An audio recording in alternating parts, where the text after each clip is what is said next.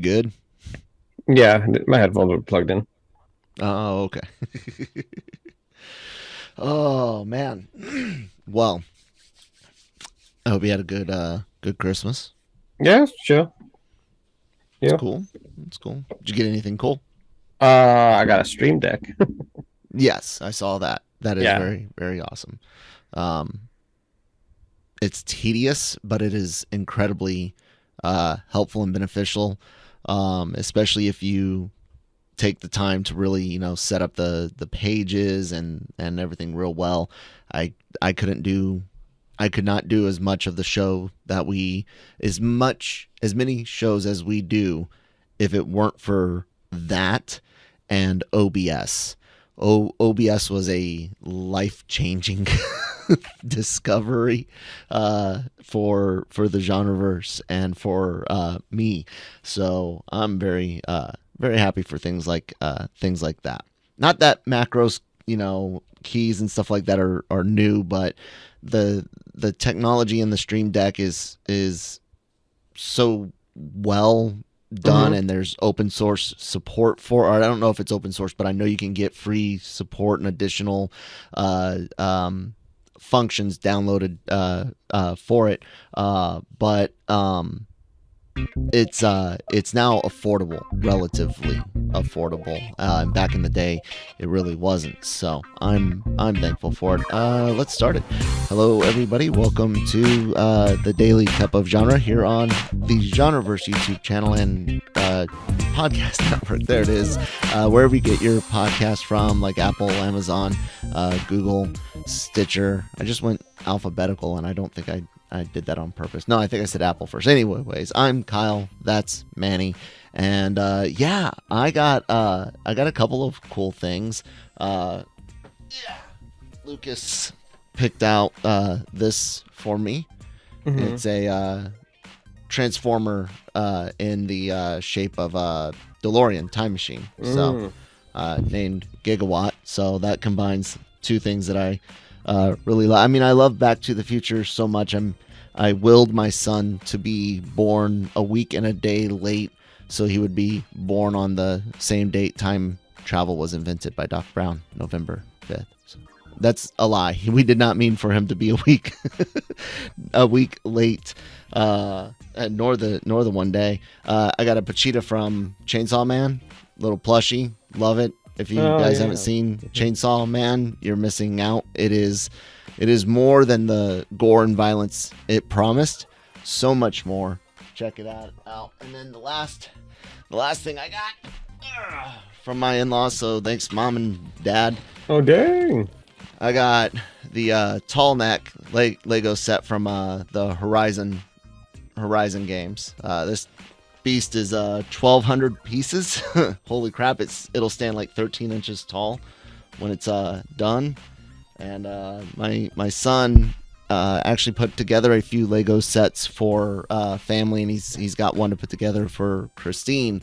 He's like, I'll build that one for you. And I was like, I want to do some of that one myself. But then I looked at Let the the pieces. I damn was like, kid but do it. absolutely, you can do some with me. What's that? Let the damn kid do the Legos. How old are you? No, dude, if like Christine had bought that for him to do it for me, yes. And I said he can help me with it. And then I was going to make a joke about having seen how many pieces it was and being like, oh God, yes, son, you can definitely help me.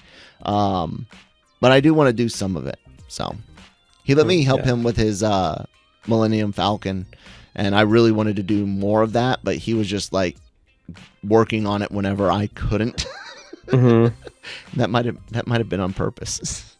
But no, he got a lot of really cool stuff. Christine got some cool things. She's got a Lego bonsai tree that he'll be putting together for her. So I don't. Cool. it's kind of sad the whole season's done though.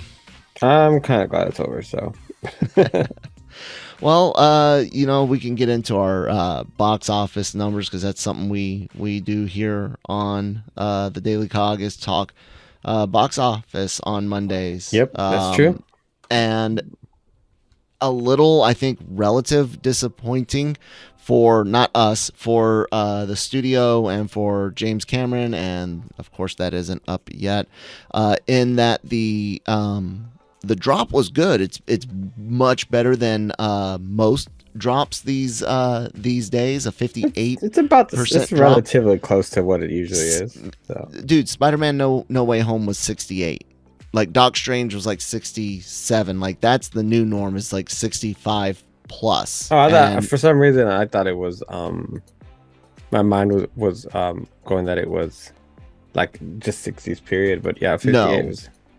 Yeah, no, 58 is easily 8 to 10 points better than most of even Marvel's films the last two years now. So it did well. Top Gun had a much more successful, with something like 29%, if I'm not mistaken. And the thing is last week, you and I made a couple of predictions for what the total domestic take would end up being. Top Gun had 29%. So you had said I had said 400, and you had said 360. So it's now sitting at 253, had a 58% drop. I said it needed to be in the 50s to reach that 500 million mark. I'm now thinking that it has a shot. How are you feeling about what it'll end up doing in the end? I think it does have a better shot to do a little bit better. We actually were trying to go watch it yesterday. But okay. Our screens are so full that we just decided against it. So which was nice. I was happy to see that the theaters were full. Yes. And so, but yeah, no, I think it'll do a little bit better. Excuse me. Still not the success that Cameron, for whatever reason, believed it was going to be. That $800 million film some people thought it would be. Yeah, it doesn't look like it'll be that. The thing is, I just don't think it has legs for people to go watch it all over again. And you still have a group of audiences that it feels like it alienates. So it's good. It's doing well. It's doing well. Yeah. It's a good movie. But the thing is, I think the lesson here is you're not going to be you just, it's just right now in this theater climate, you can't make a movie that expensive. That no, you need to find other creative ways to be able to make a movie. Really. Yep.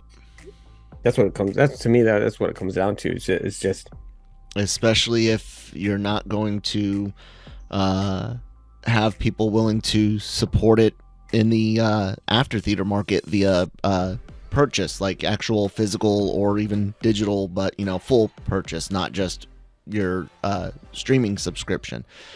And I mean, it was even Matt Damon that talked about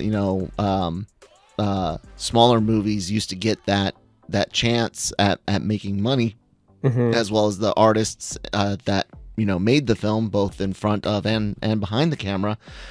They used to get that extra shot at revenue via rentals and home video sales, and most of that's gone, especially for these big blockbusters from studios with their streaming services. I mean, look how quickly Black Adam went to streaming. I think Warner Brothers and Warner Brothers Discovery, there it is.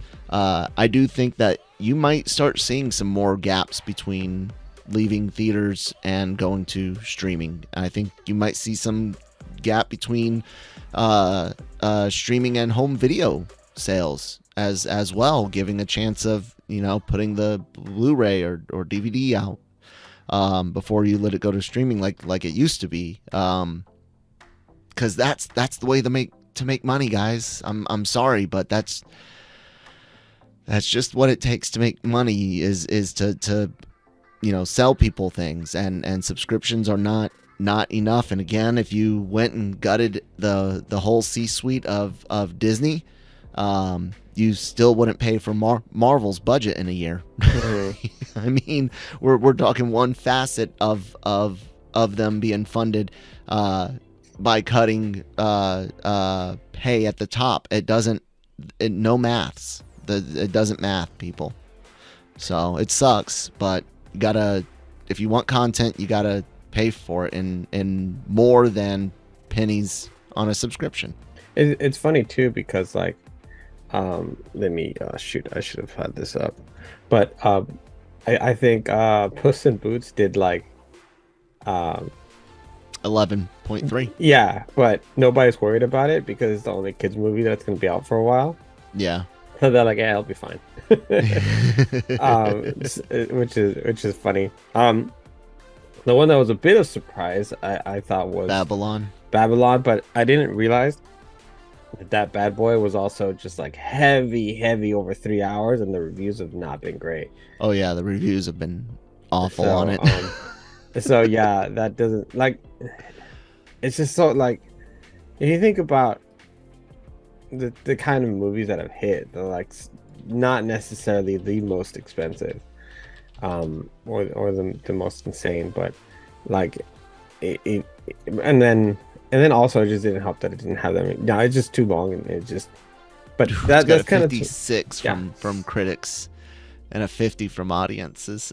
Yeah, just but my point being is that you're not gonna be able to make movies for that cost anymore. Yeah, I don't think you're it's right. And I think that's what it shows really overall. But yeah, it's Avatar's doing fine. It's doing fine. It's not. And I say it that way because it's not doing the numbers I think that they want, and I don't think investors will be very happy. No. But it's already. They were hoping to be sitting probably north of 400 million domestically by now, and I mean, heck, if original stuff had held out and they had made 180 to 200 million on opening weekend and still only had a 55 to 58% drop, then yeah, man, you'd be getting close. You'd be well over 300 on your way. I know it hasn't done as hot overseas as they had hoped either. Did you hear about that? Yeah, a basketball anime in Japan beat it in its first weekend, which is insane. But China has been real lukewarm on it, sitting at an estimated 93 million only. China's got all kinds of issues over there, though. Yeah, they do. They have a lot of stuff going on. But it goes to show how, you remember there was that time over the last few years prior to the pandemic hitting that the play to China, man, was huge. Like every movie was, let's get a Chinese actor. Can we get a Chinese location? Can we get a Chinese company involved in some way? Because the market was just that huge. And I kept telling people, if you here in the West, if you make the North American box office unimportant by not attending movies in theaters, then they're going to continue to make movies for others. And that's not, I probably watch more foreign media than most people I know, not just anime. That's not saying that, there is no cinema but ours or anything like that. That's saying as Americans, if you want American content that appeals to American mentality, say the West in general, you got to support it. Otherwise, they'll cater to other groups. And right now you can get plenty of content from China if you want. Do you really need Marvel to be more influenced by them than the other side? It's a weird thing there, but now they're having issues. Now studios can't necessarily rely on the Chinese market. I don't know what it, like you said, man, it's going to have to result in budget cuts, like deep budget cuts on projects. You might be looking at, could you imagine a Avengers film that costs less than $200 million to make? It's even hard to imagine that. Yeah, well, I mean, yeah, that's why you've had Warner Brothers restructuring for the last few since the takeover, and as wildly as unpopular as it's been, it's something that's very necessary. And you already seen kind of like Disney looming into kind of thinking of doing things like that as well. Um, and so forth. It's just hell, they had to they had to have a regime to Iger come back because Yeah. things are quote unquote so bad. But hey, but you got Disney Plus, right? That's where you're putting everything. That's where you're releasing everything. That's that's you're gonna make money there, right? Like now. Um, so it's interesting to watch because we've talked about it. Hell, they even did a South Park episode about it. Really when about how film companies cater to to China as well. Really? Yeah. Oh Wow. yeah, Nice. it's one of the best episodes. I think Jammer had done a article on it when it came out because it was so true and it was so Yeah. blatantly obvious. Um, so it's and so now like all these movies that's like why aren't they popular here? It's like they were never popular here. The thing is that you had Eastern markets that really actually carried it. Hell, Yes. which is why I'm Venom. yeah. Venom. Mother fracking Mhm. Venom. Yeah, that's why they keep making Oh, Transformer movies too. And that's why Tom Cruise continues to pump out movies because he's super popular in the East. And so is The Rock. Which Black Adam, I wonder how it would have done in 2019, to be honest. yeah. I think it would have done a lot better, but just wasn't ready. And then it turns out that The Rock maybe didn't even want to be part of DC in general. He just wanted to be The Rock playing a cool character. It seems like that, doesn't it? Yeah, but Man. yeah, you know. So I don't know, man. Every time we think that something's gonna go back to quote unquote normal, we see that this is actually the new normal, and we've been saying that for a while. And Yep. I think unfortunately we are right. Yeah. Yep. Which means you have to cut the budgets, which I don't think people understand the serious repercussions that can have all the way down to your neighborhood if you have a series or project that's been filming or planned to be filmed that was going to have X amount of budget with 500 cast and crew, and now it's got 20% less budget and 30% less cast and crew. That's 30% less of those people spending money in your locale. Um, yeah, man, it gets a whole lot of stuff is connected besides the talent in front of the camera and in the director's chair. No, you're Uh, 100% right because like even now Amazon has its own volume studios where they're filming their movies. Is no longer just Disney. So all these location shoots that used to need caterers and all this other mhm. stuff and in different And places. businesses being hired to serve the production, help build the production, local jobs. Yeah, it's I think it's going away. Hell, the Santa Claus was filmed a lot on the volume. I do know that because they were very excited to talk about how they got to use it. Mm. And Amazon had a video out a couple weeks ago, just showcasing how their stages are also are influencing the way that they make movies and how they can film one movie for one location one day and just switch it all over and Yep. do a whole different thing the next day or even that afternoon if they're quick enough, depending on what it was. Which is obviously game changing, but at the same Oh time, yeah. you're saving a ton of money because you're not moving and you're moving Hmm. at a faster pace, and so it's a new way of doing things, and they're gonna try. But it's happening in every industry. Yep. McDonald's just opened a fully automated restaurant in Texas. Taco Bell has one of those with like the double decker drive through looking thing, and yeah, You craziness. know, it's they're gonna figure out ways to cut costs. Do you know the one thing that won't get cut though? What is it? That executive pay. Oh yeah, that executive pay. Yeah, that's definitely never gonna get cut. And like I hate to do it, but like I even said, guys, if you went through and you gutted, I mean you cut 50+%, 75% of anyone with chief executive or president in their name, and you wouldn't pay for a fraction of Disney. Not a fraction of their film budgets and TV budgets. Sony, Warner Brothers, same thing.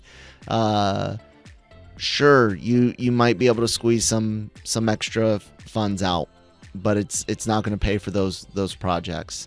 And then you're expecting every actor and director to work for minimum wage, Hollywood minimum wage. That's never gonna happen.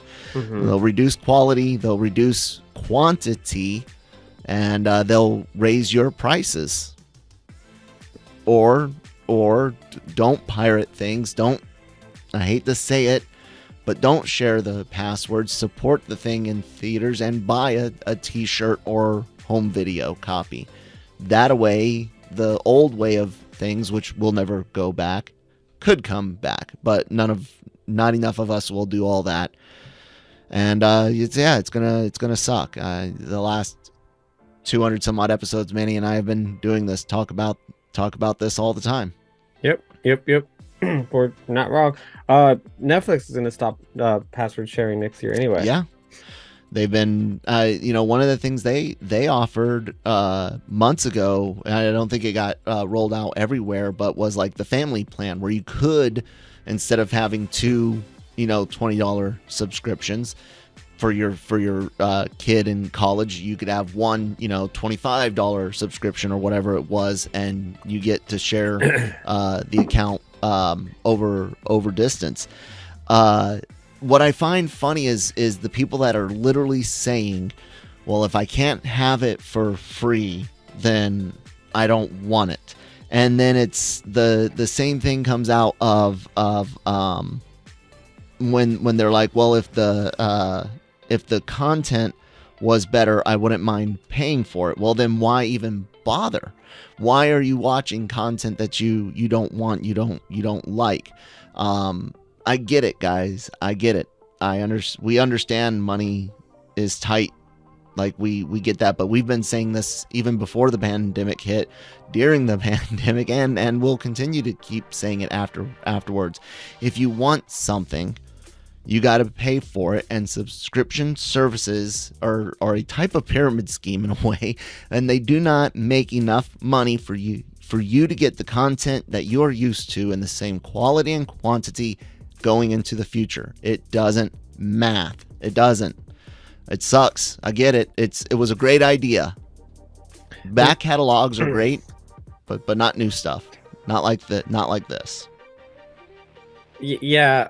The other thing is just good to your other point, and I kind of like that you said that was, yeah.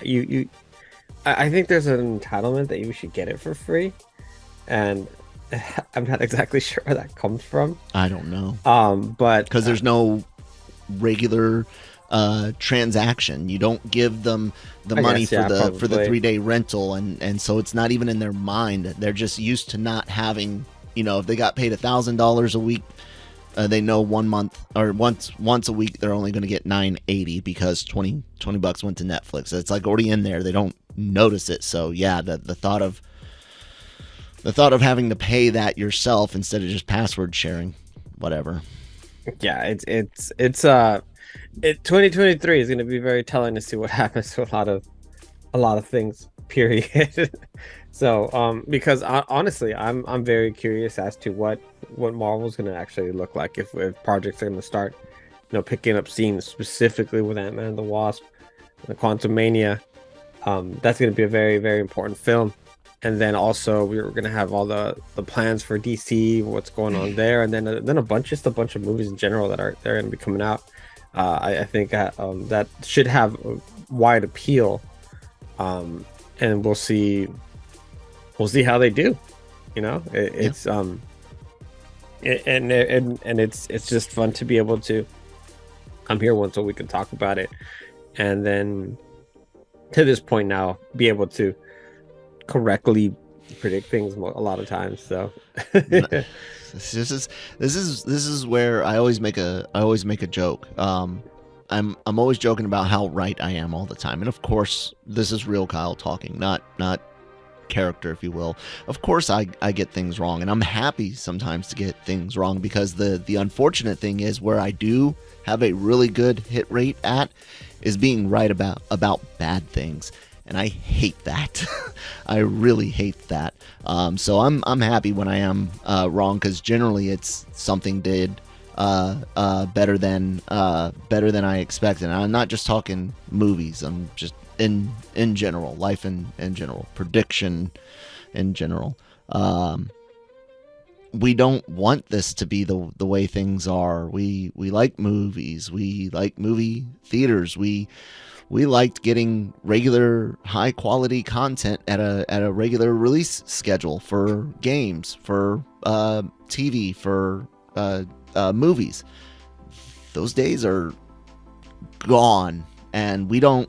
The hardest part for us is to understand, like, we taking out hard times with money, okay? And that still doesn't excuse breaking rules, terms of service, yada. We're not supporting, and we're not condemning. We're just saying everything in context. But if you are really upset at the idea of paying for things you consume, you're wrong. Simple as that. You are wrong. You have no leg to stand on. If you don't enjoy the content enough to pay for it, don't watch it. Simple as that. And if you feel like you're entitled to it, because that's the only other thing that it could be, you're just wrong, and you're really harming an industry. And why are you simping? I can already hear you simping for billionaire. No, I am once again simping for me. I want to be entertained. I want to see a good movie. I want a good adaptation of my favorite comic book or my favorite video game to finally come out. I want entertainment. And in order for me to be entertained, I need someone out there to do it, because I'm not that freaking talented. So I'm willing to pay other people to entertain me. And if there's enough of us willing to pay for the entertainment, guess what? We get entertained. But when you guys out there don't pay for it, they can't make as much. They can't make it at the same quality. They can't make it at the same quantity. And that affects me. So no, I really don't care who is getting the money in the end, because as far as I'm concerned, it's going to go to whoever is giving me the best entertainment. So yeah, this is not me.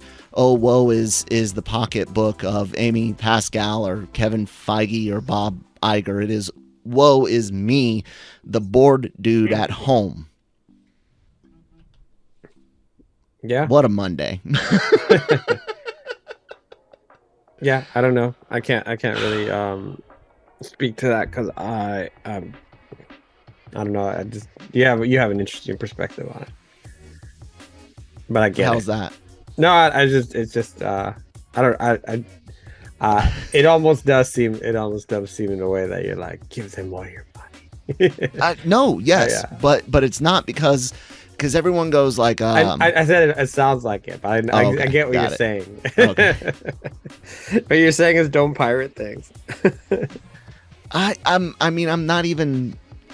Do what your pay grade can handle, but understand that there is a bigger picture, a bigger implication, a bigger effect of one person's consumption habits on the rest of us. When enough people consume in a way that doesn't give money, then guys, it's math. Like I don't know how else to word it. I can't Barney style it anymore.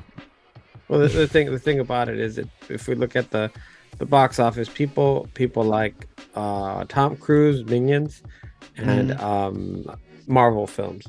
So going forward, this is what we and Batman. Sorry, and Batman. So going forward, that's all we're gonna make. And so, what are you gonna do? Watch anime. No, I can't do that. It's just I think the other thing is, it's like, yeah, people aren't spending their money also, but that just could just be indicative that they're not making things that are as attractive as it used to be, because you can see that when there's something there that, hey, maybe Jurassic World wasn't a great movie, and it wasn't, but everybody went out to go see the dinosaurs. Yeah. Better make more dinosaur movies.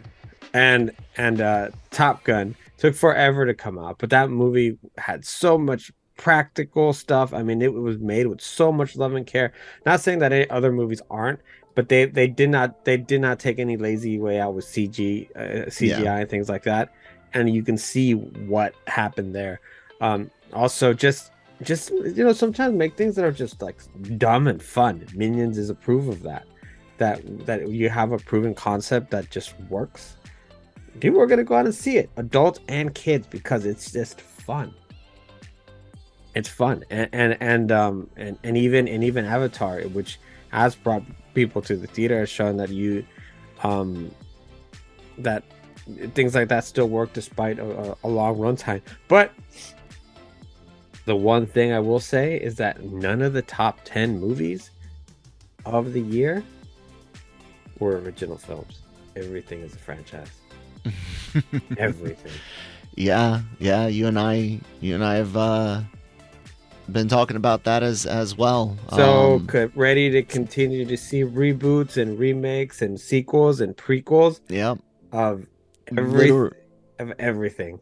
Literally domestic top 10 right now: Top Gun Maverick, Black Panther, Wakanda Forever, Doc Strange 2, Jurassic World 3, Minions, Rise of Gru, The Batman, Thor 4, currently Avatar 2, Spidey 3, and Sonic 2. Yep. Literally everything. And the only one that is technically not a sequel of sorts is The Batman. So not only are they all franchises, but they are all the second or more film into their individual franchises, except for The Batman. I guess technically, but it's still Batman. Which is, yeah. And then Black Adam's number 11. Yeah, Black Adam's 11. Then you go to Elvis, which was the next film that you can say, that's I guess the first one that's non-franchise film. Yeah. Because wow. So like, and it only did 151. So we're only gonna, that's the kind of stuff we're gonna continue to get. It's gonna get worse. We're not gonna get. Well, you see how like original movies are doing. They're not doing very well. Not good at all. People are willing to wait. There's no reason to see it on the big screen, but then they're not buying it on video or paying rental prices at least for it. Yeah, it's just I don't know what to tell you. It's kind of sad, man. Because I think so.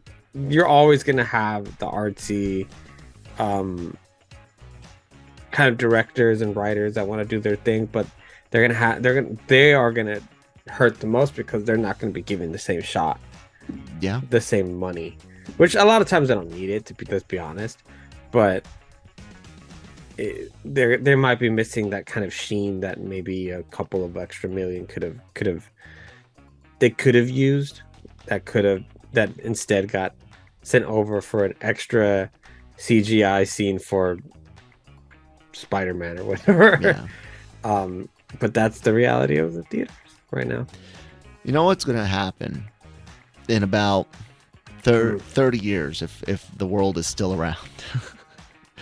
In about 30 years, there's going to be enough of a niche group of people that they grew up watching the highlight of the late 90s and early 2000s films, watching things like Memento, and comparing that for them would be like the people that in our generation of writers and directors and stuff that discovered The Godfather, discovered 70s film and how transformative 70s film could really be, and they went on to make great artsy films like a Chris Nolan or something like that.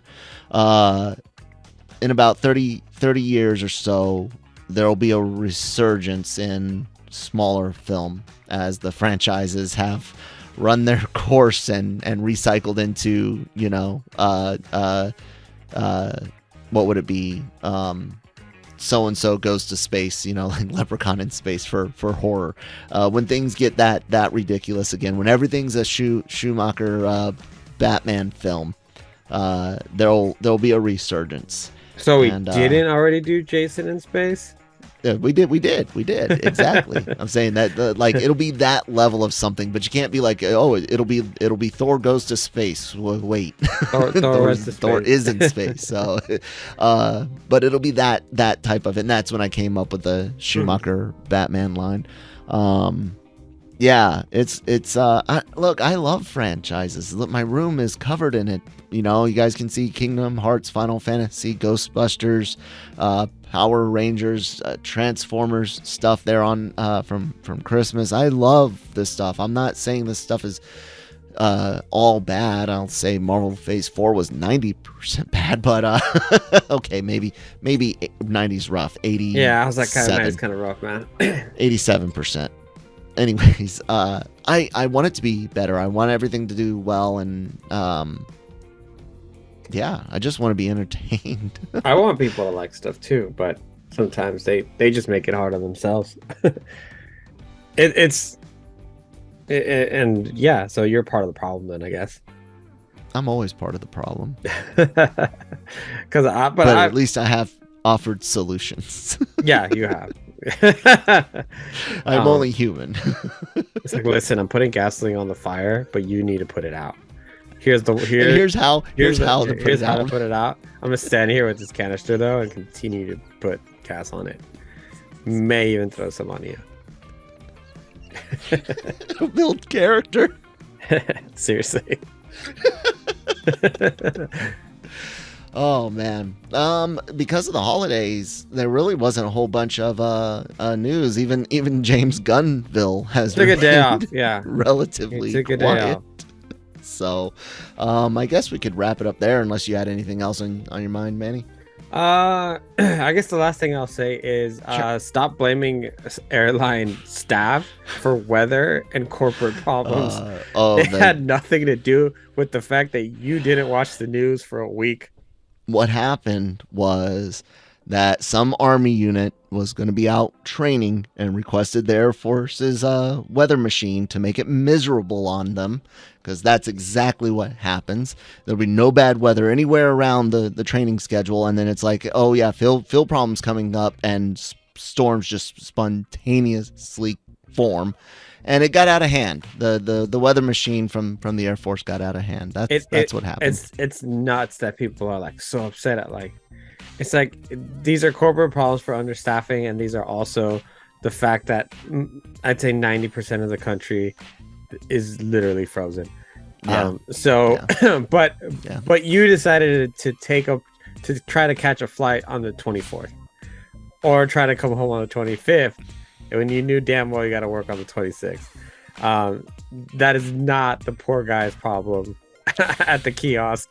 That guy knew he was gonna have to deal with your Karen BS, and he still showed up. So please be nice through the rest of the holidays. Yeah. And yeah.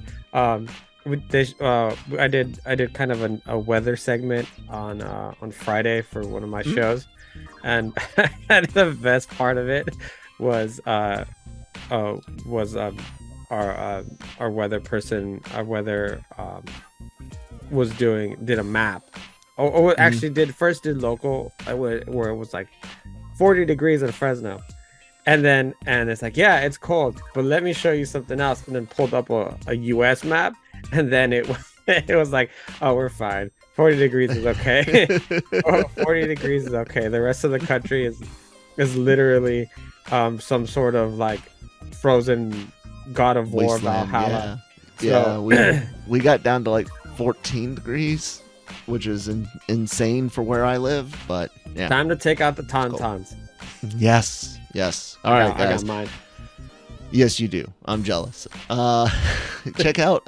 Literally, I am. It looks huge. Check out lrmonline.com every day for all entertainment news, needs, opinions, written reviews, celebrity interviews from the LRM Online YouTube channel, including Spanish language exclusive interviews.